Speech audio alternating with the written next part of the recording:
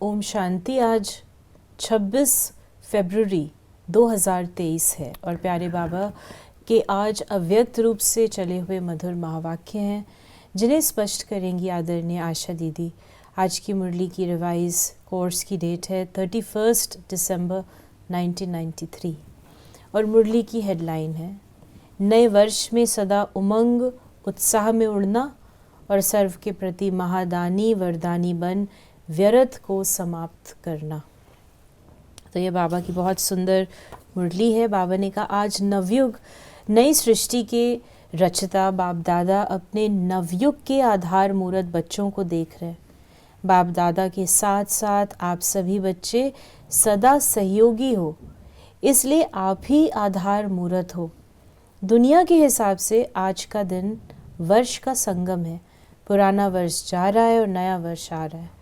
ये है वर्ष का संगम दिन और आप बैठे हो बेहद के संगम युग पर। आप सभी नव वर्ष के साथ साथ नव युग की सभी को मुबारक देते हैं। एक दिन की मुबारक नहीं, लेकिन नव युग के अनेक जन्मों की मुबारक देते हैं। इस संगम पर अच्छी तरह से अनुभव करते हो कि इस समय हम ब्राह्मण आत्माओं की नई जीवन है, नई जीवन में आ गए हैं। ब्राह्मणों का संसार ही नया है। बाबा ने कहा अमृत वेले से देखो तो नई रीत नई प्रीत है। पुरानी दुनिया की दिनचर्या और नए जीवन ब्राह्मण जीवन की दिनचर्या में कितना अंतर है। सब नया हो गया, स्मृति नई, वृत्ति नई, दृष्टि नई, सब बदल गया है ना। और नई जीवन कितनी प्यारी लगती है। वैसे भी नई चीज़ सबको प्यारी लगती है। पुरानी चीज़ छोड़ना चाहते हैं और नई चीज़ लेना चाहते हैं। तो इस समय का ये छोटा सा नया संसार है। संसार भी नया और संस्कार भी नए, इसलिए दुनिया वाले भी नए वर्ष को धूमधाम से मनाते हैं। फिर बाबा ने कहा मनाने का अर्थ है उमंग उत्साह में आना। उत्साह होता है, इसीलिए मनाने के दिन को उत्सव कहा जाता है।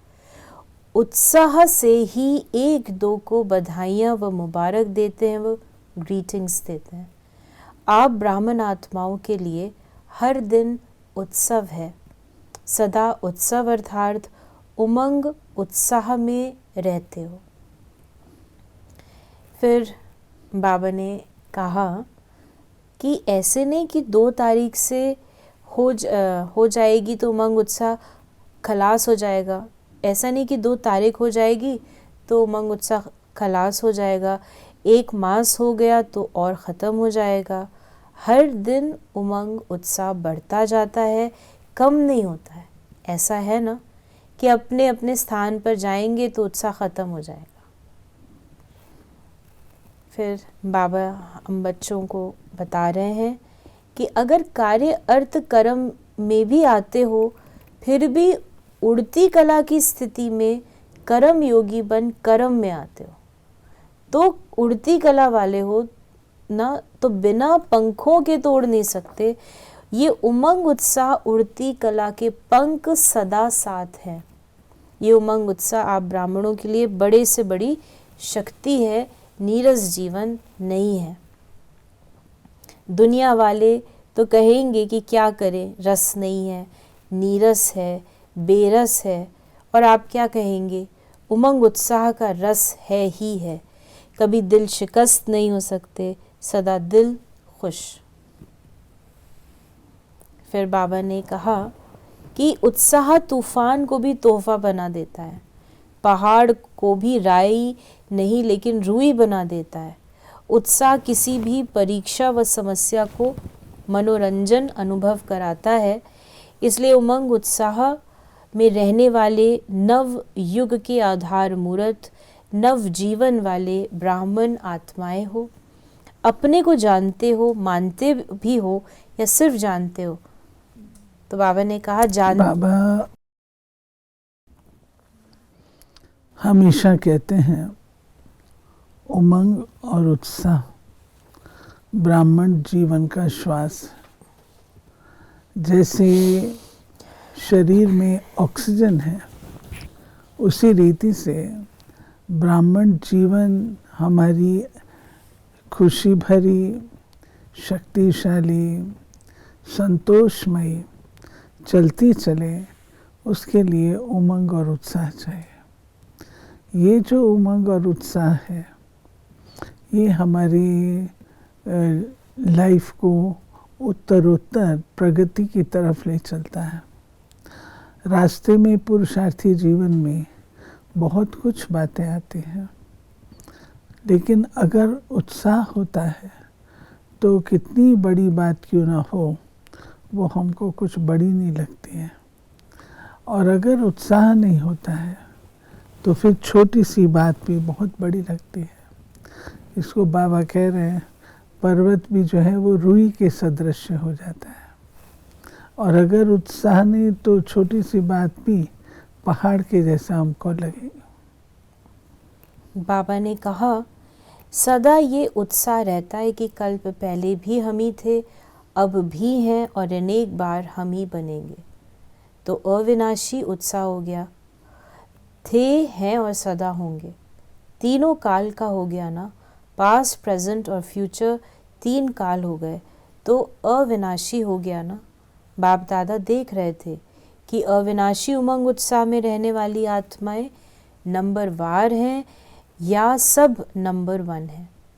जब है ही निश्चय बुद्धि विजयी, तो विजयी तो ज़रूर नंबर 1 होंगे ना, नंबरवार थोड़े होंगे। बाबा कहते हैं जो उमंग उत्साह वाली आत्मा है, निश्चय बुद्धि आत्मा है, तो नेचुरल है वो नंबर 1 ही लेगी, क्योंकि निश्चय माना विजय। और अगर निश्चय बुद्धि होकर के चलते हैं तो नंबरवार होने का सवाल नहीं है। तो सदा नव जीवन के इस उत्साह में उड़ते चलो, क्योंकि आप आधार मूर्त हो। सिर्फ अपने जीवन के लिए आधार नहीं हो, लेकिन विश्व के सर्व आत्माओं के आधार मूर्त हो। आपकी श्रेष्ठ वृत्ति से विश्व का वातावरण परिवर्तन हो रहा है। आपके पवित्र दृष्टि से विश्व की आत्माएं और प्रकृति दोनों पवित्र बन रही है। आपकी दृष्टि से सृष्टि बदल रही है। आपके श्रेष्ठ कर्मों से श्रेष्ठाचारी दुनिया बन रही है। तो कितनी जिम्मेवारी है, कितनी जिम्मेवारी है। विश्व की जिम्मेवारी का ताज पहना हुआ है ना। तो डबल लाइट रहते हैं, ये जिम्मेवारी का ताज भी सदा लाइट अनुभव होगा। जो डबल लाइट रहते हैं उनको ये जिम्मेवारी का ताज भी सदा लाइट अनुभव होगा, भारी नहीं। इस समय के ताजधारी भविष्य के ताजधारी बनते हैं, यानी जो जिम्मेवारी उठाता है। नहीं, बाबा कहते हैं कि जब ये बाबा के बने हो, रियलाइजेशन है, निश्चय बुद्धि भी हो, नंबर 1 में भी आने वाले हो, तो आप ये बात रियलाइज करते हो कि आपके आधार पे सारे विश्व का आधार है। सदा हर दिन हर समय महादानी और वरदानी बनना है। तो ये वर्ष महादानी वरदानी वर्ष मनाओ। जो भी संपर्क में आए, संपर्क में आए, उस आत्मा को महादानी बन कोई ना कोई शक्ति का, ज्ञान का, गुण का दान देना ही है। तीनों खजाने कितने भरपूर हो गए। ज्ञान का खजाना भरपूर है कि थोड़ा कम है। मास्टर नॉलेजफुल होना, तो ज्ञान का खजाना भी है, शक्तियों का खजाना भी है और गुणों का खजाना भी है।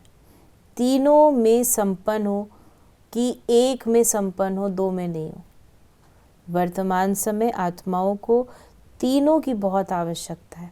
सारे दिन में कोई ना कोई दान देना ही है, चाहे ज्ञान का, चाहे शक्तियों का, चाहे गुणों का, लेकिन देना ही है।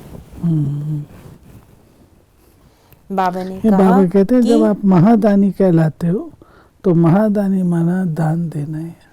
तो वरदान देने की विधि है, जो भी आत्मा संबंध संपर्क में आए उनको अपनी स्थिति से, स्थिति के वायुमंडल द्वारा और अपनी वृत्ति के वाइब्रेशन द्वारा सहयोग देना, अर्थात वरदान देना। कैसी भी आत्मा हो, गाली देने वाली भी हो, निंदा करने वाली हो, लेकिन अपनी शुभ भावना, शुभ कामना द्वारा, वृत्ति द्वारा, स्थिति द्वारा ऐसी आत्मा को भी गुणदान या सहनशीलता की शक्ति का वरदान दो। अगर कोई क्रोध अग्नि में जलता हुआ आपके सामने आए तो आग में तेल डालेंगे या पानी डालेंगे? अगर क्रोधी के आगे आपने मुख से क्रोध नहीं किया, मुख से तो शांत रहे, लेकिन आँखों द्वारा, चेहरे द्वारा क्रोध की भावना रखी, तो भी तेल की छींटे डाली। बाबा कहते हैं क्योंकि वाइब्रेशंस है ना, आपने वैसे स्थूल रूप से नहीं किया, बोला नहीं, लेकिन अपना रूप ऐसा दिखाया जो बोलने से भी ज़्यादा खतरनाक है। यानी हम वायुमंडल जो वाइब्रेशंस दे रहे हैं, बाबा उसको वरदान कहता है। वो है हमारी शुभ भावना, शुभ कामना की वरदानी मूर्त बनना, अर्थात यानी मूर्त सूरत वरदानी भी बने। महादानी वरदानी मूर्त बनने से व्यर्थ स्वतः ही खत्म हो जाएगा, क्योंकि जो महादानी है, वरदानी है, दूसरे को देने वाले दाता है, तो दाता का अर्थ ही है समर्थ। समर्थ होगा तब तो देगा। जहाँ समर्थ है वहाँ व्यर्थ स्वतः ही खत्म हो जाता है। समर्थ स्थिति है स्विच ऑन होना, जैसे इस स्थूल लाइट का स्विच ऑन करना अर्थात अंधकार को समाप्त करना, ऐसे समर्थ स्थिति अर्थात स्विच ऑन करना। फिर बाबा ने कहा कि तो स्विच ऑन होने से एक एक व्यर्थ संकल्प को समाप्त करने की मेहनत छूट जाएगी। अव्यक्त फरिश्तों का यही श्रेष्ठ कार्य है, और क्या नवीनता करेंगे। अव्यक्त वर्ष में अपना चार्ट रखा था कि कभी रखा कभी नहीं रखा, कभी कभी वाले बने या सदा के बने। फिर बाबा ने कहा इस नए वर्ष में नया चार्ट रखना। क्या नया चार्ट? 4 सब्जेक्ट को तो अच्छी तरह से जानते हो, तो इस वर्ष का यही चार्ट रखना कि चाहे चारों ही सब्जेक्ट में, चाहे ज्ञान में, चाहे योग में, धारणा में, सेवा में, हर सब्जेक्ट में हर रोज़ कोई ना कोई नवीनता लानी है। ज्ञान अर्थात समझदार बनना, समझ देना और समझदार बन चलना। तो इस प्रकार बाबा ने हम बच्चों को कहा। फिर बाबा ने हम बच्चों को कहा कि पुरुषार्थ में मिडगेट नहीं बनना। मिडगेट अच्छा लगता है, ऐसे नहीं कहना कि चाहते तो थे लेकिन क्या करें, क्या क्या नहीं कहना। ब्राह्मणों की ये भाषा नहीं, क्या करें, कैसे करें, ऐसा करें, वैसा करें, लेकिन दूसरों को भी सहयोग देंगे कि ऐसे करो। समझा क्या चार्ट रखना है। देखेंगे कौन कौन क्या क्या करता है। बाप दादा स्नेह के कारण नाम अनाउंस नहीं करते हैं, किसने क्या क्या किया जानते तो है ना। आजकल टीवी का फैशन है, बाप दादा के पास भी टीवी है। बाप दादा जानते हैं जो पिछले वर्ष काम दिया वो किसने कितना किया। नाम अनाउंस करें, हाफ कास्ट कितने रहे, फुल कास्ट कितने रहे। बाबा ने ये बोला। बाबा तो टीचर हैं, बाबा हर बच्चे के पुरुषार्थ को भी जानते हैं, और बाबा कहते हैं कि क्या क्यों करना, माना मिडगेट बनना है। मिडगेट बनना है आकर के, जैसे टोल प्लाजा होता है, आपको वहाँ खड़े रहना पड़ता है। ऐसे जब तक आप टोल नहीं देंगे आगे नहीं जा सकते। ऐसे मिडगेट अर्थात रुकना पड़ता है, क्या क्यों के आंसर लेने पड़ते हैं, फिर आगे बढ़ते हैं।